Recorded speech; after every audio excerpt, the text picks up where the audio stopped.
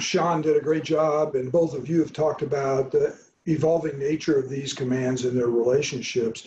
General Scaparrotti, you're the only UNC CFC USFK commander who also served as SACEUR and the USUCOM commander. Could you talk a little bit about the commonalities or differences in those two commands and what you learned as a SACEUR that might apply to this discussion for the future of Korea Command? Yeah, thanks, JD.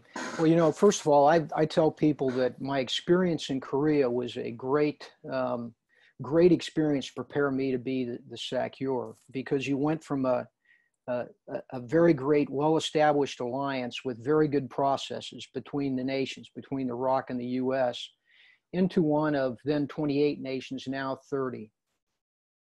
SACEUR and NATO is much more complex simply because of the number of nations, for instance. But I found in Korea, the establishment of that alliance, its processes and its working was very relevant in that both those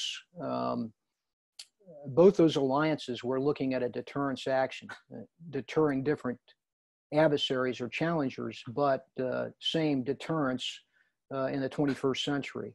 And there was a lot of commonality there in how you approach that. Secondly, the diplomatic portion of that as a commander.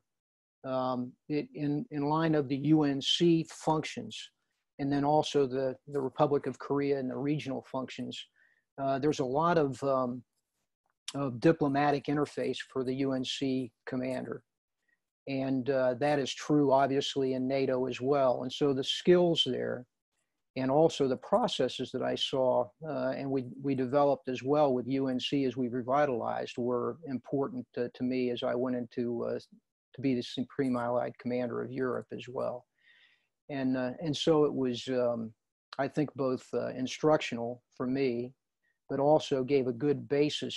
I took some of the processes, et cetera, and the way that we had developed on the Korean Peninsula to NATO to help improve their viewpoint and their process.